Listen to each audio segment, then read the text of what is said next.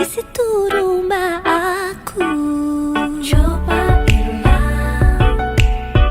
Assalamualaikum warahmatullahi wabarakatuh. Perkenalkan, nama saya Irwan Dermawan dengan nomor induk mahasiswa 3222072, program ahli jenjang teknologi laboratorium medis, Sekolah Tinggi Ilmu Kesehatan Nasional Surakarta.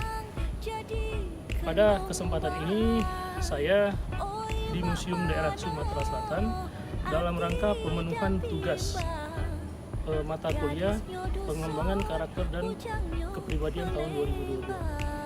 Pada kesempatan ini saya mengambil materi sejarah Museum Daerah Sumatera Selatan dan cara meningkatkan rasa nasionalisme. Bapak Ibu yang saya hormati, berikut ini adalah video pendek yang akan saya tampilkan untuk proses gambaran di Museum Daerah Sumatera Selatan. Selamat menyaksikan. Mailang jaga batu di Manoko Cembelang, di situ rumah aku. Cobainlah jaga di Manoko Cembelang, di situ rumah aku. Rumah aku. Hai di gulai lemak, datangnya padi dibelah dua. Janganlah takut dimarah umat, asalkan kita jadi berdua.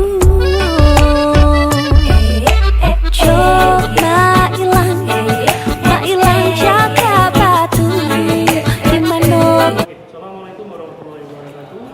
Perkenalkan, nama saya Irwan Dermawan dengan nomor mahasiswa 3222072, mahasiswa Stikes Nasional Surakarta. Hari ini saya bersama Bapak Beni Pramana Putra, di mana kami akan melakukan wawancara secara singkat dengan Pak Beni tentang sejarah perjuangan masyarakat Palembang dalam merebut kemerdekaan.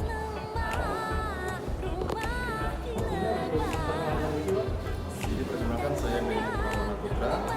Saya di sini bertugas sebagai edukator atau istilah umum yang dikenal oleh masyarakat adalah pemandu museum. Kenapa disebut edukator? Karena edukator kan artinya adalah tenaga edukasi terkait dengan pendidikan. Itu pun juga dengan definisi museum bahwa museum ini adalah salah satu lembaga pendidikan. Kemudian setelah otonomi daerah 2001 kita di bawah naungan pemerintah Provinsi Sumatera Selatan. Kita merupakan museum umum ya, karena kita punya lebih dari satu jenis koleksi.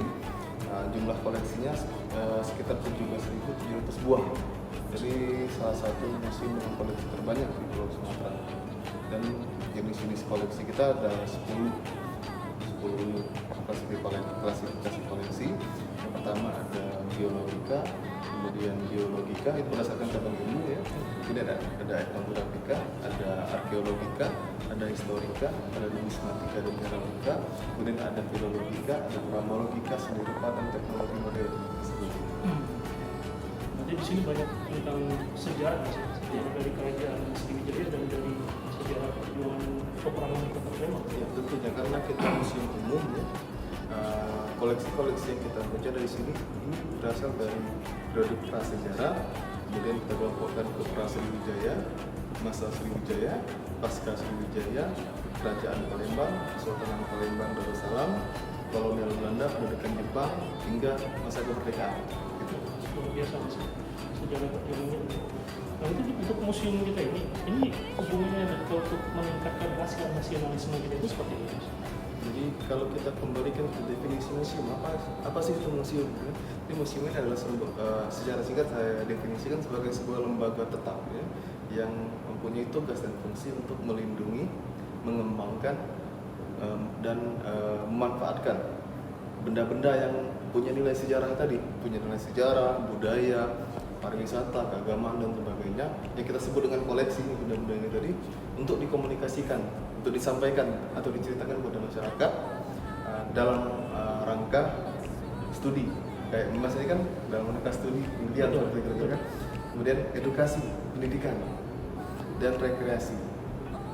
Arah yang paling kental kaitannya dengan bagaimana cara kita meningkatkan nasionalisme masyarakat kita itu ke arah edukasi, Mas.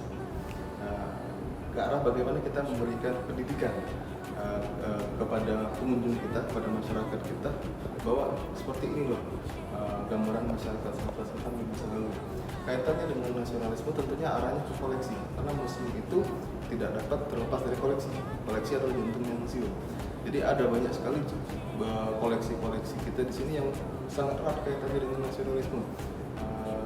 Tentang perang misalnya, perang bagaimana kita mempertahankan kedaulatan kita itu sudah terjadi di masa lalu, sejak masa kerajaan Palembang, itu kita sebut dengan perang Palembang pertama, terjadi tahun 1659. Kemudian di masa Kesultanan Palembang, selanjutnya di masa bahkan sampai kita telah merdeka pun itu juga masih terjadi perang mempertahankan kemerdekaan kita, itu pada tanggal 1 sampai 5 Januari tahun 1947.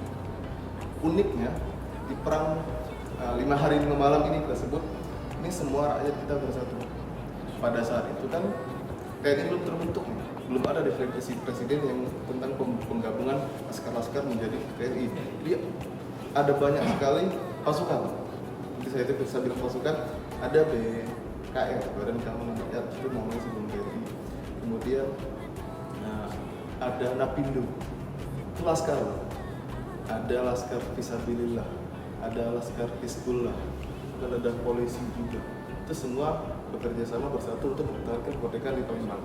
Walaupun pasca perang 5 hari 5 malam itu kita terpaksa harus mundur sejauh 20 km. Iya. Kemudian Belanda munculkan agresi militer pertama, agresi militer kedua. Mungkin ini ada satu kisah yang mungkin tentang nasionalisme kita yang jarang terdengar di daerah lain, bahwa di wilayah Sumbaksel, Jambi, Palembang, Lampung, Bengkulu, kita para pejuang kita itu melaksanakan perang gerilya, yang dipimpin oleh Mayor Jenderal Purnawirawan TNI Dr. Effendi. Beliau juga merupakan gubernur pertama di Sumatera Selatan. Jadi beliau lah yang memimpin perang gerilya. Jadi tidak hanya para pejuang, bahkan masyarakat ini ikut membantu dalam mempertahankan kemerdekaan kita ini. Jadi kalau misalkan saya bilang simpel aja sih gini sih, Mas. Dari mata uang itu dapat kita ceritain bagaimana kita bersatu untuk mempertahankan kemerdekaan kita. Ketika Belanda dengan nikahnya itu memboikot peredaran rupiah, sehingga pemerintah pusat membolehkan pemerintah daerah pada zaman itu Presidenan Palembang yang berada di bawah subprovinsi Sumatera Selatan untuk mencetak uang sendiri, yang disebut dengan Orinda, uang Republik Indonesia Daerah.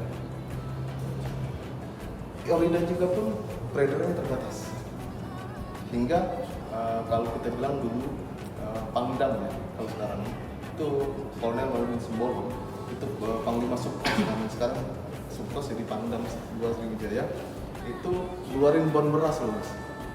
Bon beras, kopelan aja kayak kertas kopelan, isinya bon beras 5 kg. Jadi bon ini diberikan kepada masyarakat, masyarakat ngasih beras ke para pejuang. Ya, pada perkembangannya memang diganti, cuman kan dengan secari kertas yang sebenarnya kalau dalam dinamika mata uang ini sebenarnya nggak laku, Mas. Ini bukan uang, tapi dengan keyakinan masyarakat kita bahwa dengan membantu tujuan ini kita akan dapat mempertahankan kemerdekaan kita. Ini rakyat yang punya sih. Terus kemudian dulu uang juga terbatas peredarannya, rakyat banyak menggunakan emas kepada para pejuang. Emas itu dicairkan, kemudian dipotong-potong nih dan dipakai untuk keperluan perjuangan para pejuang kita. Ada banyak sekali, Mas. Itu salah satu contohnya saja. Iya. Biasa sekali sejarah kemerdekaan itu. Oke, kami masuk Palembang, mengucapkan terima kasih banyak atas waktunya. jadi gelombang. Terima kasih. Assalamualaikum warahmatullahi wabarakatuh. Gadisnya dusun, bujangnya Palembang. Coba ilang, mak ilang jaga batu. Di mana kau cembelang,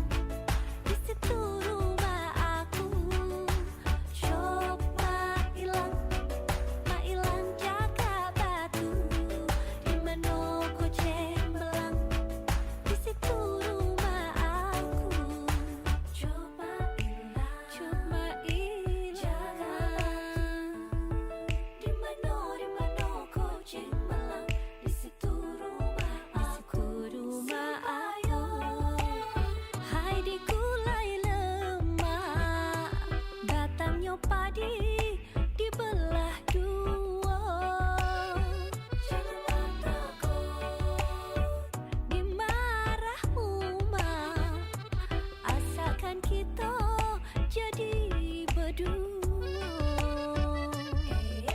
Coba ilang jaga batu. Di mana kau cembelang, di situ rumah aku. Coba ilang jaga batu. Di mana kau cembelang, di situ rumah aku.